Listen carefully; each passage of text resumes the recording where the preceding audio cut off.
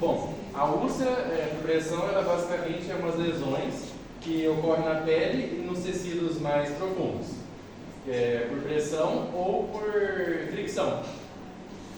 E as zonas que mais acomete são onde o osso está exposto, que seria as partes proeminências ósseas.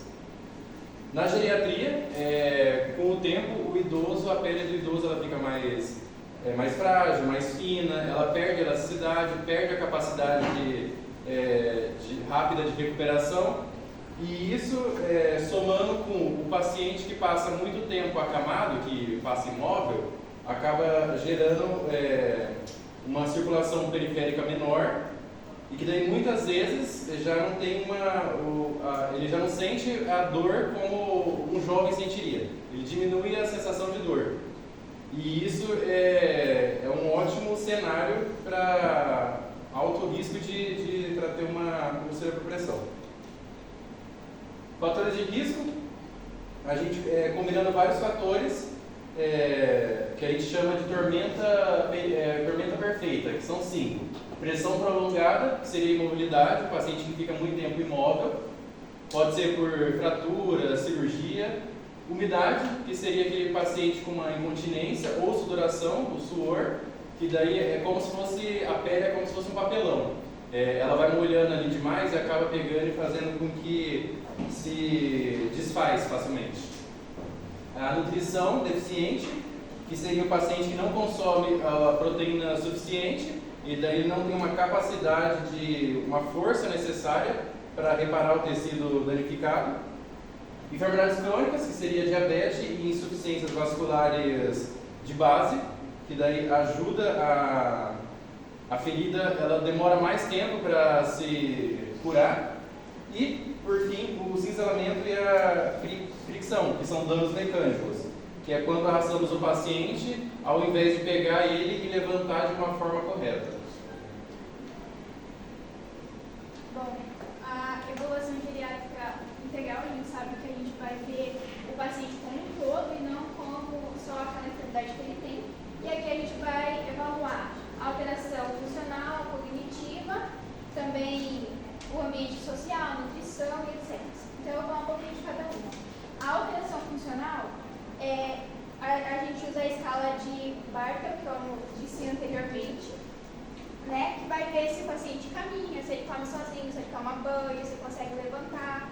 E para a gente ver a independência dele no total. E a avaliação cognitiva, a gente vai ver que muitos idosos eles têm demência, Alzheimer, delírios. E aí, com isso, eles não têm sensibilidade à dor, eles não sabem pedir ajuda e acaba dificultando também a parte da colaboração aos cuidados. Tem muitos idosos que são muito estressados, então tudo isso acaba favorecendo a úlcera, porque eles não deixam a gente cuidar, se tem alguma coisa doendo, eles não falam, então tudo isso acaba favorecendo. Tem também a avaliação da pele, que às vezes o paciente está com eritema, que a gente vai ver mais pra frente, que é bem comum aqui na úlcera, e você pega e faz uma leve pressão, e esse vermelhidão não desaparece. Então, já é um sinal que pode ter uma lesão de pressão ali. Outro fator também é a avaliação social, para ver se ele tem um acompanhamento, se ele vive sozinho, porque tudo isso acaba prejudicando ele também. E a gente avalia aqui, basicamente, tudo isso na escala de Barden, que é a principal para ver o risco de úlcera, e dá tudo que eu acabei falando, depois que não dá para ver direito. Que a gente vai ver a persistência sensorial, a umidade, se o paciente fica muito tempo molhado, não seca direito, às vezes toma banho não seca direito, ninguém vai olhar, ou fica de fralda por muito tempo. Atividade, se ele caminha, a mobilidade, se ele consegue se movimentar sozinho, a nutrição, se ele se alimenta bem, e as frições e as frições que ele pode ter. Então, quanto menor a pontuação nessa escala, maior a chance dele ter uma úlcera. E aqui entrando na parte da alimentação, a gente viu que os pacientes acabam tendo menos proteína, perdendo massa muscular, então isso acaba favorecendo também a parte da diminuir a cicatrização. Então a gente indica para comer mais proteína, se a paciente tomar lácteos enriquecidos, suplementos nutricionais, claro, indicados pelo médico. cuidados essenciais com a pele, que seria sempre pele limpa, seca, hidratada, mudar o paciente sempre a postura, né, de 2 a 3 horas, hidratação adequada, não precisa ser só com água, porque muitos pacientes não gostam de ficar bebendo água, principalmente idoso. Então, às vezes, um suco, alguma vitamina que ele gosta para continuar hidratando sempre. E alguma barreira de proteção, caso necessário. Boa noite, eu sou Giovana, vou falar um pouco sobre a classificação. A classificação por grado de dano. No grado 1, a gente tem uma placa eritematosa, que a gente vai fazer a compressão e ela não fica branca. E não tem nenhuma perfuração, não é o começo da úlcera, mas ela não tem uma lesão erosiva, é só uma placa. Na de grado 2, a gente começa a formar a erosão, porém tem bordos regulares e ela afeta tanto a epidermis quanto a dermis, uma parte da dermis. Na de grado 3, a gente tem o aumento dessa úlcera e os bordos começam a ficar irregulares e ela chega até a capa de tecido celular subcutâneo, ou seja, atinge o tecido de gordura.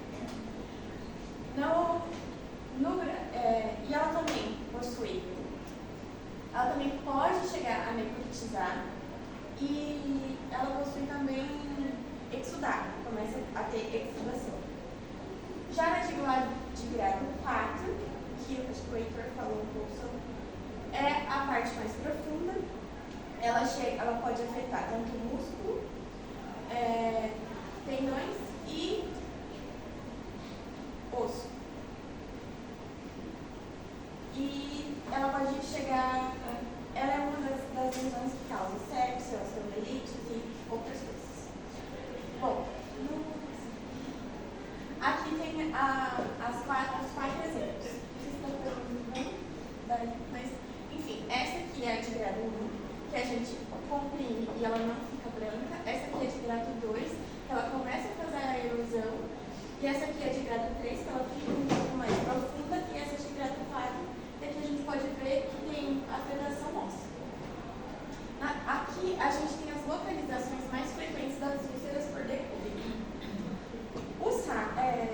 A gente tem as posições que é decúbito supino, um decúbito lateral e sentado em subdermoides. Na decúbito supino, na decúbito lateral e na posição sentado, tanto o sacro quanto o trocante maior do fêmur e a tuberosidade isquiática, elas são regiões muito afetadas porque a maior parte da composição corporal do músculo, ela fica sobre essas regiões. Então, acaba causando a maior quantidade de danos aqui. E essas regiões são as mais afetadas porque aqui a gente tem maior proeminência óssea, onde a gente tem maior contato do osso com a pele e pouca parte de tecidos blandos para rebondecer isso. Como a gente sabe, os pacientes mais velhos, eles têm diminuição da composição corporal, eles têm diminuição da massa magra do corpo, tem mais fragilidade, e isso acaba fazendo com que, juntando todos esses fatores, com também a diminuição da circulação periférica e também a compressão dessas regiões por conta do decúbito e umidade por conta de xixi, fezes e também pela posição, acaba que afeta mais essas regiões. Principalmente o hospital, a região hospital, em pacientes neurológicos, seculares de AVC, que não tem mobilização, e acaba que afeta essa região. O Felipe comentou e a Mariana comentou também sobre o cisilhamento. O que é? É quando o paciente, por exemplo, ele está em decúbito dorsal e ele vai se arrastar na cama sentado. E isso acaba fazendo com que gere uma lesão que faça com que rompa vasos sanguíneos, sem que tenha uma lesão visível dessa situação. E também junto com a fricção, que vai acabar aumentando as lesões de grado 1 e fazendo com que elas evolucionem até chegar ao grado 1.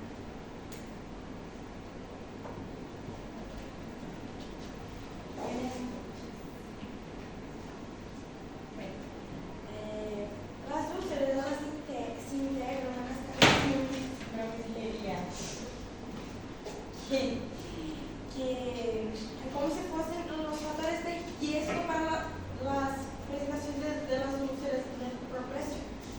Como todo já vimos que é sobre os síndromes geriátricos, eles influenciam a mobilidade, que aumenta o risco de fragilidade das caídas, que é o fator principal por conta da pressão mantenida.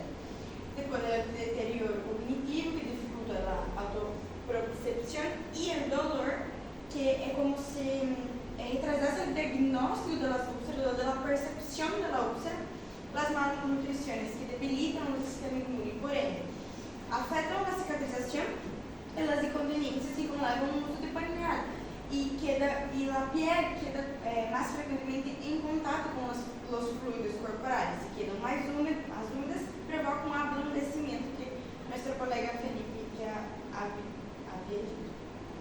E que esse ablandecimento, por fim, provoca as ulcerações, que deixam uma pele mais branca, frágil e mais fácil de romper. As medidas de prevenção. Bueno, nós já sabemos todo, mas o mais principal são as mobilizações ativas que têm de ser de no mínimo de 2 a 3 horas.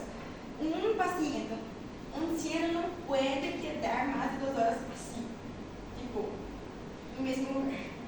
Por quê? Porque eles diminuem a pressão mantenida e melhoram a perfusão.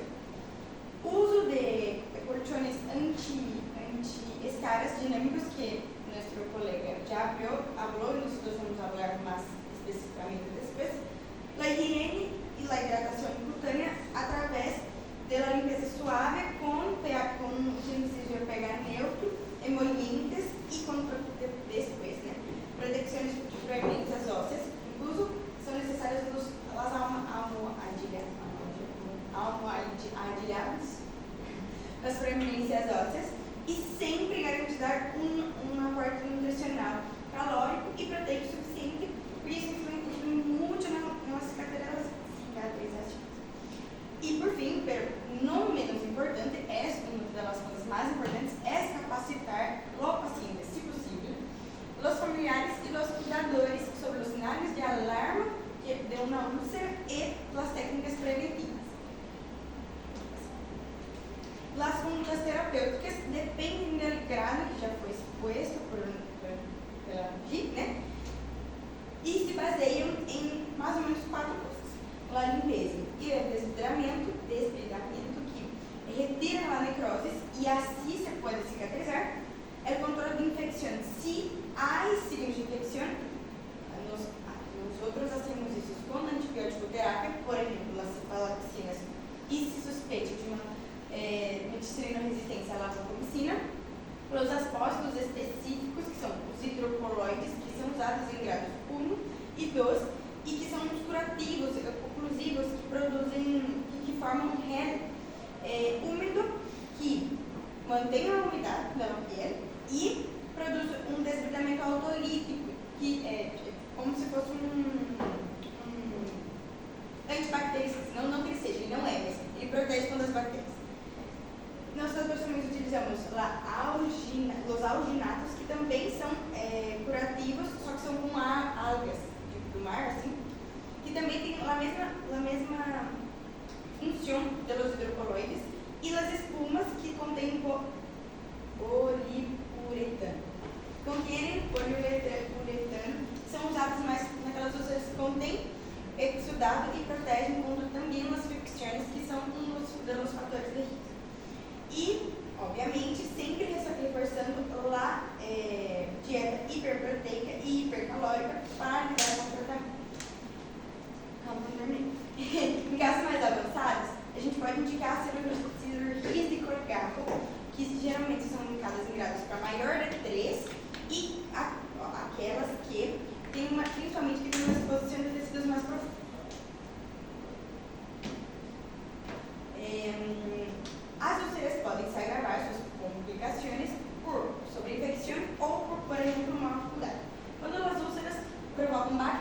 aumenta o risco de sepsis, que em pacientes geriátricos é muito grave, quase fatal.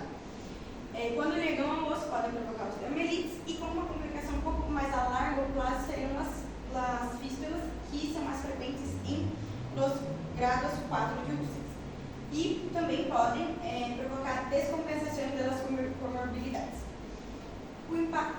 Esse tipo de lesão causa impacto na qualidade de vida quando não são tratadas adequadamente e provocam um deterioro funcional progressivo, como, por exemplo, os dolores crônicos, os aislamentos sociais, a perda de autonomia, a depressão e a ansiedade e uma maior mortalidade hospitalar.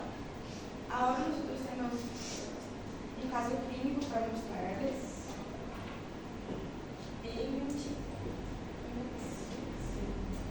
Voy a leer el caso clínico. El caso clínico es de un varón de 60 años que de antecedentes tiene que es alérgico a las penicilinas, tiene diabetes mellitus tipo 2, también diabetes mellitus tipo 2, obesidad, hipercolesterolemia, hipertensión, ansiedad, síndrome de hipopnea del sueño, anemia y gastritis. Entonces, el tratamiento farmacológico que está este paciente es metformina, salbutamol, formoterol, budesonida, prednisona, prazolam, esomeprazol, simvastatina. Entonces, como por ende, una polifarmacia ya tiene el paciente. Y acudió al hospital por presentar una lesión en la pierna, de causa desconocida. No tuvo un traumatismo, no tuvo algo que desencadenó esa lesión en su pierna, en el tercio medio lateral de la extremidad izquierda. Y esa lesión presentó también un flebolinfedema, que es cuando hay una acumulación de líquidos de sangre y eso no puede reabsorberse, entonces permanece en esa lesión. Creo que no puede ver tanto el edición. Aumenta aí, aumentou. Ficou bom. Y no sufrió un traumatismo previo, no es por desgarros, no es por roce, no es por nada que sufrió ese paciente, solamente tiene el antecedente de que está acamado por un ACV. Y refiere a presión arterial no controlada y sin tratamiento. No usa tratamiento solamente cuando le duele su cabeza. Realiza una vida sedentaria, es acamado y está ahora en tratamiento con el aplica furosemida. Bueno, se fue y hicieron una curación de este paciente.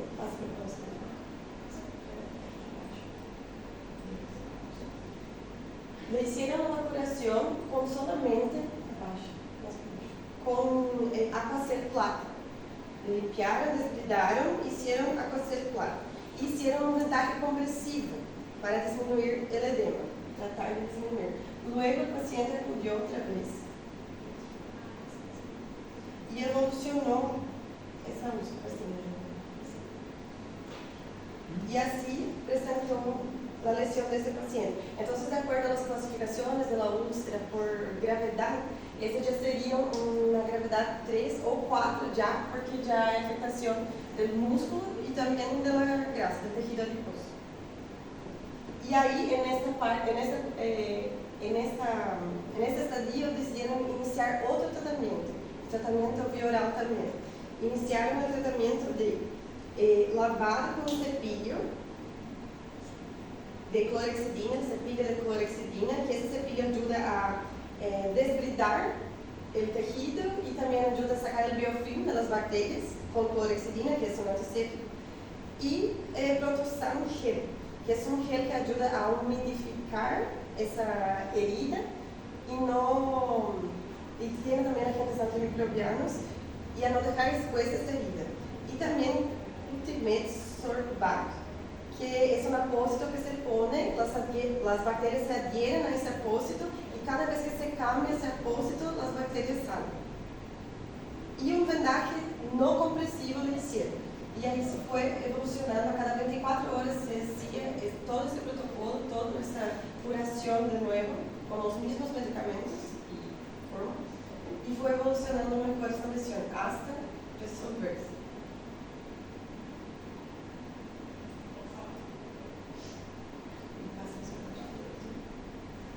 Y así quedó al final la lesión. Pudo curar la lesión, pero tardó mucho tiempo.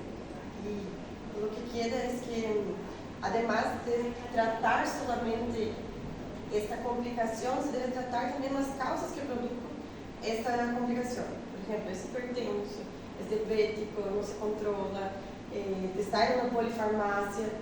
Se deben sacar algunos medicamentos, como dijeron los compañeros, y hacer, por ejemplo, más movilizaciones de ese paciente, cuidar la humedad también de ese paciente que tiene, porque hay que tener humedad, pero no tanta humedad. Y Solo una pregunta, Vicky. Ese paciente, en el caso que presentaron, ¿verdad? Que usted me dijo que le dieron un poquito más completo. Ven que no es la localización frecuente de úlceras, en primer lugar. Tiene mucha característica de una gangrena realmente.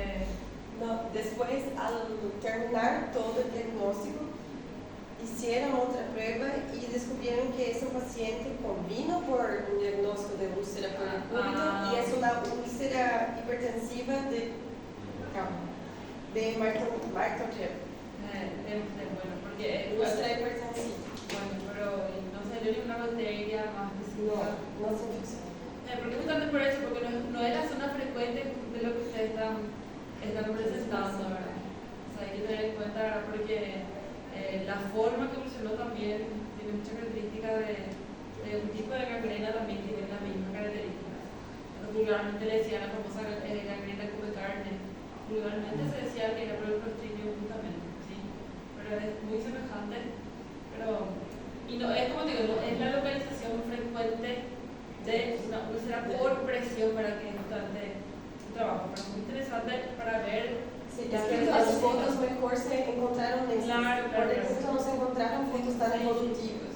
No, pero porque te damos cuenta nomás, porque si están prestando atención, que están muy bien, van a entender que no es la zona que es lo que les tenían presentado. Muy bien. ¿Terminó? Sí. Bueno, realmente felicitaciones, un tema muy importante también, ¿sí?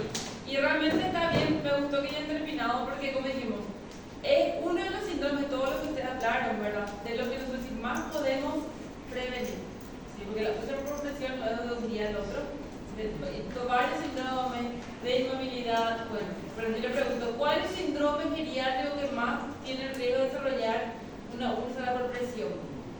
¿Sarcopenia, polifarmacia o síndrome de inmovilidad? ¿Entendés? Entonces, justamente los síndromes, como leyó, Editor creo que leyó, se asocian. O sea, un síndrome, un paciente puede tener varios síndromes geriátricos. Entonces, es un punto muy importante, ¿verdad? Y no olvidar los grados y las fotos, ver las características, qué capas la piel va a comprometer, ¿sí? Muy bien, excelente. Gracias.